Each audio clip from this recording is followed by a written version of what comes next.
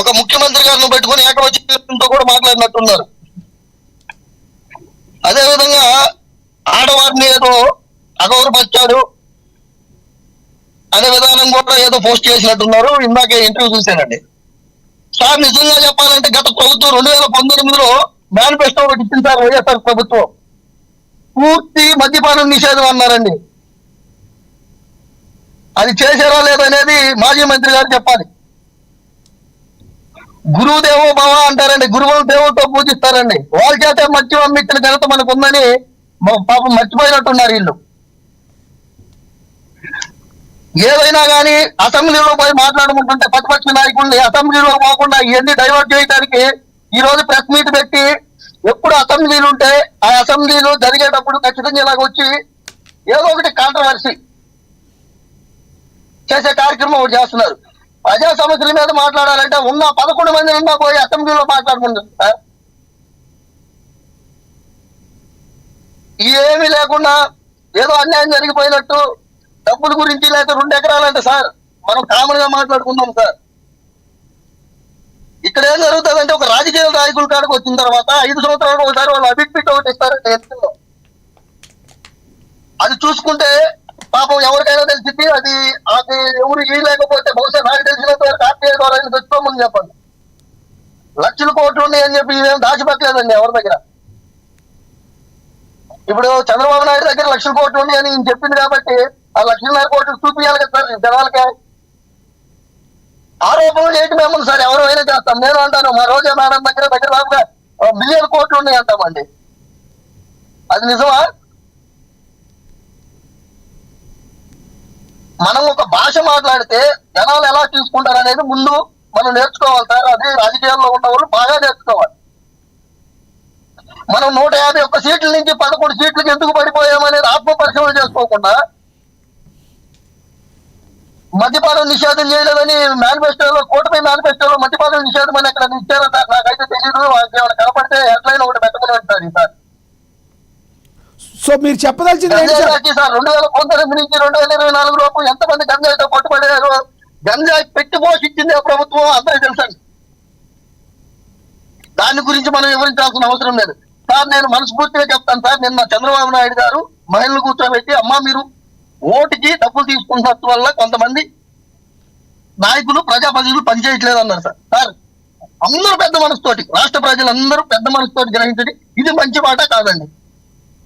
ఎంతో కొంత ఎలక్షన్ లో మనీ తీసుకునే వాళ్ళు ఉంటారు కదా సార్. అన్ని పార్టీలు, ఒక పార్టీనే నన్ను అన్ని పార్టీలు ఎమ్మెల్యేలు రోజా గారు వేరే రకంగా అర్థం చేసుకున్నారు అంటారు మీరు. అవునండి, అది చాలా పెద్ద పెద్ద ముఖ్యమంత్రి స్థాయి ఉన్న వాళ్ళు జనాల్ని ఎలిమినేషన్ చేయడానికి, జనాల్లో మంచిని తీసుకురావడానికి చెప్పటం అనేది నేనైతే మనస్ఫూర్తిగా కోరుకుంటున్నాను. ఎందుకంటే ఎంతో కొంత మార్పు వచ్చిద్దేమో. ఏ విధంగా వస్తుంది? ప్రతి ఒక్కరు ఉంటారండి డబ్బుకే. ఇప్పుడు డబ్బు పంచకుండా ఎలక్షన్లు జరిగేది ఏం లేదు సార్. క్లియర్ గా చెప్తాను నేను. డబ్బు పంచకుండా రాజకీయాలు జరిగే పరిస్థితి అయితే నేడు మన రాష్ట్రంలో కాదు, మన దేశంలోనే లేదు. అలాంటప్పుడు ఇంత ఎలక్షన్ కి ఇంత ఖర్చు ఎంత అవుతుంది? ఏం పంచినప్పుడు ఎలక్షన్ కి ఇంత ఖర్చు ఎలాగ అవుతుంది సార్? ఒక ప్రజాప్రతినిధికి ఇంత ఖర్చు ఎందుకు అవుతుంది? వైసీపీ వాళ్ళు అసలు డబ్బు పంచడం అనేది వాళ్ళకి తెలియదు. మరి ఆవిడ మాట్లాడుతున్నారు కదా రోజా గారు, అది కేవలం అన్నాను. నేను డిబేట్ లో ఉన్నానని కాకుండా అందరూ కూడా పెద్ద మనసుతో ఆశీర్వదించండి. నిజంగా ఈ జరిగే పరిస్థితి ఉంది ఆంధ్రప్రదేశ్ లో. డబ్బు ఖర్చు పెట్టకుండా గెలిచే పరిస్థితి ఉందండి. రైట్ రైట్ డేవిడ్ గారు, నేను మళ్ళీ మాట్లాడుతున్నప్పుడు సార్ చెప్పండి. ఓకేనండి, చెప్పండి.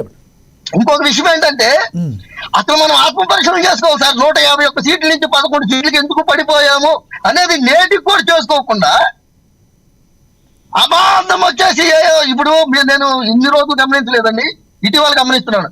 ఎప్పుడైతే అసెంబ్లీలు ఉంటాయో అప్పుడే బయటకు వచ్చి ప్రెస్ మీట్ పెడతా ఉంటారు సార్ ఈ 11 మంది క్రికెటర్లు. రైట్. నేనేమంటానంటే ఇంకొక పెద్ద విషయం ఏంటంటే అసెంబ్లీలో పండి ఆ చర్చించేదేదో అసెంబ్లీలో చర్చించండి. రాష్ట్ర ప్రజలకు తెలుస్తుంది. అక్కడ ఏదన్నా రోజా గారు గెలవలేదు, గెలుచుంటే వచ్చేవాళ్ళేమో. గెలవలేదు, రోజా గారు ఓడిపోయారు కదా. అంటే రోజా గారే మాట్లాడవలసిన పని లేదు కదా సార్. రైట్. వాళ్ళ పార్టీ వాళ్ళు ఎవరైనా మాట్లాడవచ్చు కదా నిన్న.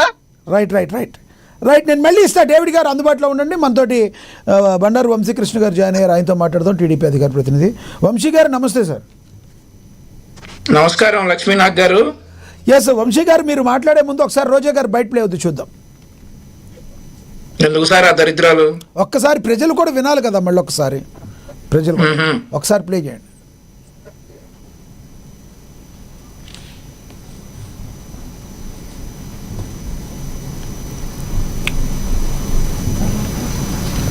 రోజా గారు బయట ప్లే చేయండి.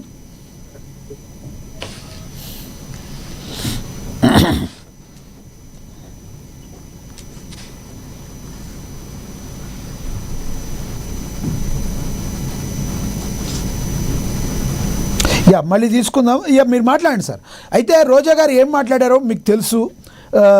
చంద్రబాబు గారిని ఉద్దేశించి డర్టీ పొలిటిషియన్ అని చెప్పి మాట్లాడారు. దీనికి మీరు కౌంటర్ చేస్తున్నారు. ఇప్పుడు డిబేట్లో మాట్లాడిన విధంగా చూస్తే ఆరోగ్యకరమైన వాతావరణంలో మాట్లాడదాం సార్, కానీ ఈ ఎన్నో హామీలు ఇచ్చి ఇంతవరకు ఇవ్వలేదు కాబట్టి ఆవిడ అలా మాట్లాడాల్సి వచ్చిందని వైసీపీ నేత మధుకర్ గారు మాట్లాడిన పరిస్థితి. మీరేమంటారు సార్? ఒకసారి నమస్కారం అందరికీ కూడా. నేను ఈ ప్యానెల్లో ఉన్న వాళ్ళందరూ కొత్తగా ఉన్నారు, నాకు ఒకసారి పరిచయం చేస్తారా లక్ష్మీనాథ్ గారు? నాతో స్టూడియోలో అందుబాటులో ఉన్నారు బేతంచెర్ల శ్రీనివాస్ గారు. ఈయన అన్న తెలుసు నాకు, అన్నతో నేను డిబేట్ చేశాను, జనసేన నేత. అండ్ అక్కడ ఉన్నారు మధుకర్ గారు, వైసీపీ నేత. ఆయన బాపట్ల జిల్లాలో ఒక ముఖ్యమైన పోస్టులో, వైసీపీ ముఖ్యమైన పోస్టులో ఉన్నారు. అండ్ ఇప్పుడు మాట్లాడిన డేవిడ్ గారు, రాజకీయ విశ్లేషకులు. డేవిడ్ గారు, అందరికీ నమస్కారం అండి. నమస్తే సార్. సో ముందుగా రోజా గారు మాట్లాడారు. రోజా గారు మాట్లాడిన దాని మీద మనం చర్చించడం, విశ్లేషించడం అంటే యాక్చువల్లీ వేస్ట్ ఆఫ్ టైం. సరే, మాజీ మంత్రి వర్యులు, జనసేన నాయకులకి, జనసేన కార్యకర్తలకి మిడిల్ ఫింగర్ చూపించి అబాసు పాలైనటువంటి బూతులు మాట్లాడేటటువంటి వ్యక్తి. ఆ తర్వాత పలు సందర్భాల్లో పబ్లిక్ డయాసుల మీదే నన్ను ఎవడైనా రేప్ చేయగలిగే దమ్మున్నోడా అని చెప్పి అంత దమ్మెవడికి లేదు కానీ అట్లా మాట్లాడినటువంటి రోజా గారు. సో ఈ రోజు చంద్రబాబు నాయుడు గారిని డర్టీ పొలిటీషియన్ అంటే ప్రజలు నిర్ణయిస్తారు ఎవరు డర్టీ పొలిటీషియను, ఎవరు డర్టీయెస్ట్ పొలిటీషియన్, ఎవరు ఏంటి అనేది ప్రజలకి తెలుసు.